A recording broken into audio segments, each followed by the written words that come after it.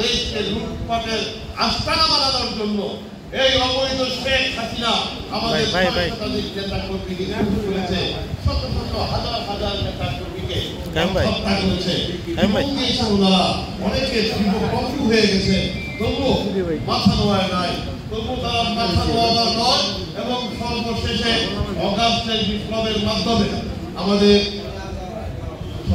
623 জন সহ শহীদ হয়েছেন প্রায় 1,000 অধিক নেতা কর্মীরা। এবং দেখা গিয়েছে অনেক নেতা কর্মীরা জীবন হারিয়েছেন, সব আমাদের অঙ্গ হারিয়েছেন, এখনো হাসপাতালে লড়াই করছে। আমাদের সুনামগঞ্জ জেলাও বেশ কয়েকজন নেতা কর্মীরা অঙ্গ হারিয়েছে, চোখ হারিয়েছে। আমরা সকলের প্রতি সম্মান জানাই। এই সংগ্রাম চলছে, 14 থেকে ভোট দিতে পারছে, 18 ভোট দিতে পারছে, 24 তো ভোট দিতে পারেন তারা সর্বাত, যার জন্য সারা বাংলাদেশে হাজার হাজার লক্ষ লক্ষ নেতা কর্মী জীবন দিচ্ছে, জেলে যাচ্ছে, ঘরে ঘরে হাহাকার আনন্দে জীবন নষ্ট হয়ে গেছে কত পরিবারে। সেই অবাধ নিরপেক্ষ নির্বাচন আদায় করতে গিয়ে এখনো সংগ্রাম আন্দোলন বাকি আছে ভাইরা আমার। সেই জন্য আপনারা মানসিক ভাবে প্রস্তুত থাকতে হবে।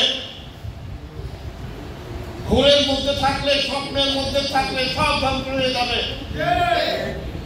আমরা সবাই ঐক্যবদ্ধ ভাবে বাকি আন্দোলনকে সমাপ্ত করে দেশের জনগণের জন্য অবাধ নিরপেক্ষ নির্বাচন উপহার দিতে চাই। বাংলাদেশের নেত্রী দেশনেত্রী বেগম খালেদার উপর অনেক অত্যাচার করেছে, অনেক নির্যাতন করেছে শেখ হাসিনা। তাকে অবৈধভাবে অন্যায়ভাবে ষড়যন্ত্রমূলক মিথ্যা মামলায় তাকে সাজা দিয়েছে।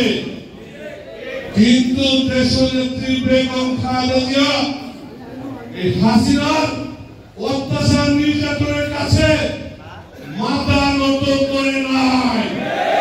তিনি বাংলাদেশের মানুষের পক্ষে ছিলেন, বাংলাদেশের মানুষের অধিকারের সংগ্রামে ছিলেন, বাংলাদেশের গণতন্ত্র প্রতিষ্ঠার সংগ্রাম করেছেন। বন্ধুরা আমার, ধারাবাহিক আন্দোলনের ফসল বন্ধুরা আমার, এটা কেউ 17 দিনে আর 1 মাসে আন্দোলন করে সেই বিজয় অর্জন করতে পারে নাই।